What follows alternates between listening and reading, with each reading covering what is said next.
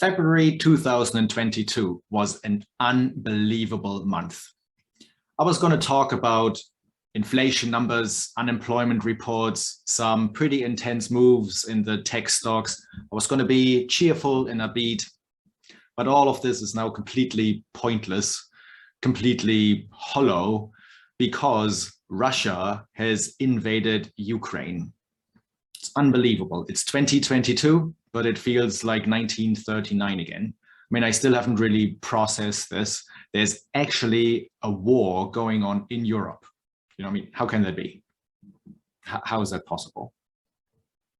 So with a heavy heart and with my thoughts for everybody who has to suffer because of war, I will now present my money vlog update for the month of February 2022.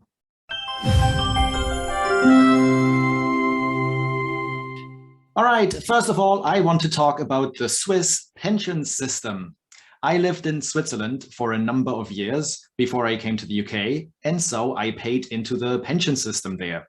It consists of three so-called columns. The first column is a kind of state pension. You pay into it your entire working life, then in old age, it's paid out to you every month. It's not a lot of money that you will get from it.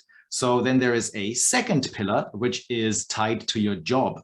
I worked for the university in Switzerland, and so my second pillar was for people who work in the higher education sector. And the money that you're supposed to get from those payments should ensure your living standards. So when you take the first and the second pillar together, that would actually be quite a lot of money in the end. Then finally, there's the third pillar. That's an optional scheme that you can pay into on your own, and it's incentivized by tax reductions. So the maximum was about 4,500 francs per year that you could pay into the third pillar and then write it off from your taxes. I did this for 2 years and left the money in an account in a bank. You cannot touch this money. It's frozen, so to speak. It is a designated pension account in your bank. But when you leave Switzerland, like I did, then you can reclaim that money. That's what I did. I had to send in a lot of documents, proof of address, marital status, and all of that. But then in the end, it worked. And my Swiss bank transferred about 9,000 francs from my third pillar account into my normal current account. And you know what I was going to do with all that cash? Oh yeah, put it into the stock market. I also got a tax refund from Switzerland. I talked about my UK tax refund in previous vlogs, and that just sort of happened out of the blue. One day I just got the check in my mail. But with the Swiss tax refund, I actually had to fight a bit, you know, call them, speak French, fill out a couple of documents. But in the end, it worked, and I received a very nice tax refund in my bank account, in addition to the third pillar pension money. Okay, so let's check if I actually received my money. Yes, here it is. Here is the tax refund I received from the Swiss tax authorities for 2019-2020. 2,151 francs. Neat, nice. That's very good. After I received my pension money and tax refund, I finally, after many, many years, closed my Swiss bank account, which is sad because I would have quite liked to keep it and say, ooh, look at me, I have a Swiss bank account, how cool is that? But it would have cost 25 francs per month for a non-Swiss resident, and that's just too much. So all the money I had, about 11,000 francs, were transferred to the UK, and that converts to about 9,000 British pounds. That's a huge amount of money for me. I'm quite grateful, excited, also nervous. The question is, what did I do with all of that money? Which companies did I invest in? Well, my plan was to buy stocks in 3 different areas: value, gold, and a tiny bit of risk. I wanted to invest about 60% into gold stocks. That's risky, I know, but I have explained in previous vlogs why I'm doing this, and my outlook has not changed. 40% I wanted to put into dividend-paying, cheap, solid stocks, in particular consumer staples and materials. And a tiny little bit should go into a more risky sort of story-driven stock. The first company I bought is called Wilmar International. Wilmar is a Singapore-based food company with more than 300 subsidiary companies. For instance, they make a lot of edible oils, and those are quite popular in the region. I think they are a bit like an Asian Nestle, a big conglomerate with lots of different food brands, except they're not as big and they're a lot cheaper. And I figured people always need to eat. So even if we have high inflation around the world, a consumer staple company like this, I hope, should do relatively well. The stock has a PE of about 11 and a dividend yield of 3.5%. Next, I decided to add to my holdings of China Resources Cement. I compared many different cement companies, and this one, in my understanding at least, keeps coming out pretty much on top. It's cheap with a PE of only 5.5, and it has a huge dividend yield of more than 8%. I really don't understand why this company isn't more popular already, but perhaps it will be in the future.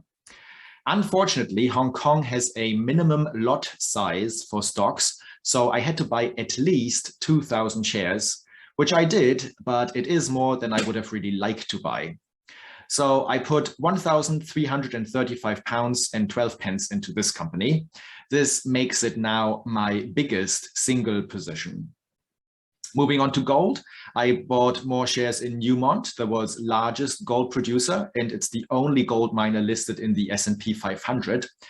This makes it safer than other gold producers, but it also has less upside. I'm hoping, though, that as gold becomes more popular, this will be one of the companies that people flock towards. £457 and 50 pence went into this stock. DRD Gold is a subsidiary of Sibanye-Stillwater, which I also own, based in South Africa. And I bought shares for £754 and 72p. They also have a very nice dividend, by the way, of 5.7%. I also added to my position in Jaguar Mining by buying another 200 shares for £485.72. I bought shares in a new, relatively well-known gold company called B2Gold. They were founded in 2007, and they operate gold mines in Mali, Namibia, and I think the Philippines. £761 and 56 pence went into that. And lastly, I got more shares in beaten down Fresnillo. They had to close their mine in Mexico for a bit. The stock price crashed, and so I thought that's a good opportunity to buy some more for £489 and 11. Yeah, that summarizes my purchases of shares in gold mining companies. Then finally, I wanted to buy a tiny bit of, sort of a meme stock, or at least something that's a bit crazier. And so what I did is I bought a few more shares in Funko. Funko makes collectibles called Funko Pops, and they're based on all sorts of franchises like Spider-Man and Star Trek and Harry Potter and so on. But they are also getting into the NFT business. Now, everybody got all hyped up about NFTs and crypto. I think it's largely a fad, but I wanted to participate in this hype. If everybody is getting rich off this lottery ticket, then why shouldn't I? And Funko are one of the few companies out there who are actually trying to take this abstract concept of NFTs and turn it into something concrete, something marketable, something you can actually earn money with. Here's a short illustration, a video of what it looks like when you buy and open one of their digital collectibles. Let's see what we get in here, guys. Wish me good luck. So I waited till the next day because they had some problems last time with opening them, and just in general had some other things I was doing. So hopefully we get some good stuff here. Oh boy, got some Star Trek music going on. All right, let's see. We got lucky. All right, so we started off on uncommon Scotty Ghost Gold. Pretty cool looking. I do like the looks of most of these NFTs. The gold chromes, not necessarily my favorite, but this one is very, very dope. The Scotty Darkness uncommon. So we got two uncommons. So perhaps Funko has a future in this NFT space. And if so, this could be really good for its stock price. Anyway, I invested a total of £5,223 and 28 pence. That's a lot of money for me. That's the second largest amount I've invested in 1 month so far. So I know it's nothing in the scheme of things, but for me, it's a substantial amount of money. And I still have £4,000 lying around in cash to invest in the future. I'm quite happy with my choices. and we'll see how they work out over the next months and years. 39.7% of my money went into value stocks, 56.4% into gold stocks, and 3.9% into risk. So that's very close to what I had originally planned. Right, so that concludes my stock buys for the month of February 2022. Overall, this month has been very good for me, but make no mistake, the reasons for that are all very negative. Inflation, war, it's not good. But since I have a lot of stocks that should do well in an inflationary environment, it is no surprise that my performance has actually been relatively good. So let me briefly review. I have a few notes here. Eurozone inflation came out February 2nd, 5.1%, the highest in the history of the euro. Turkey inflation near 50%. This could be a glimpse into our future if we don't change course. And when the US inflation numbers were released on the 10th, we got 7.5% in the CPI. That's even hotter than the 7.3% that were expected. Aluminium prices reached all-time record highs this month. Oil prices very high. Mortgage rates are rising. And then, of course, in the second half of February, the Ukraine tensions kicked into high gear. The consequence, on the 17th of February, we broke through $1,900 for an ounce of gold. $1,900. I mean, just think about that. And that's obviously very good for my gold stocks. That's why I made a lot of money this month. But more importantly, there is near unanimous consensus that the war between Ukraine and Russia will cause further increases in prices. Wheat prices have already exploded, and the invasion has only been going on for 5 days, but the decisions that have been taken will be with us for years or maybe even decades to come. And so we will see higher energy prices, and then that influences everything else. Higher food prices, higher shipping costs, higher petrol, higher heating costs, and so on.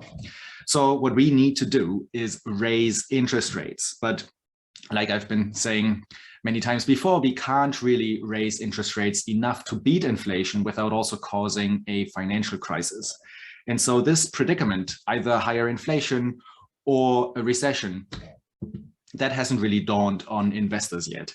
But eventually, I think it will. They will price in higher inflation. And when they do, I think that should be very good for the kinds of stocks that I have been buying. Okay, then it is time for my portfolio update. First, I want to talk about my dividends. One of the things I don't like about my broker, Interactive Investors, is that it's very difficult to keep track of dividends in real time.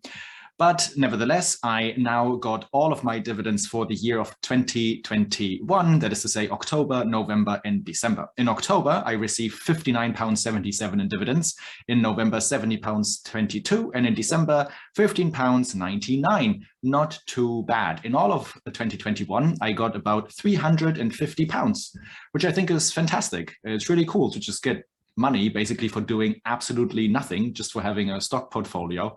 And I'm looking forward to seeing how much dividends I might receive in this year, 2022. My portfolio now has a value of £24,156.48. Pretty cool. That's a big increase from last month because, as I said, I invested those £5,000 or so. And also I am now down by only about 5%. So I'm fighting back my way quite nicely. I was in a bear market down minus 20%. And now I'm actually out of correction territory, less than 10% down. If I continue like this, I might be in the green next month. So fingers crossed, hopefully things will continue to look up. Okay, so I will finish this vlog with a brief outlook for the next month. I think the Fed will raise interest rates by 25 basis points in March. And I also think this is going to be relatively bad for stocks, especially for these sorts of high multiple, high risk investments like, say, Tesla or Bitcoin. So I think these investments will come down, but we will also see sort of a general downtrend in many other stocks, just like we have seen for the last 2 months. But that also means it's sort of a stock picker's paradise. Lots of stocks have fallen a lot, and so they might now be cheap.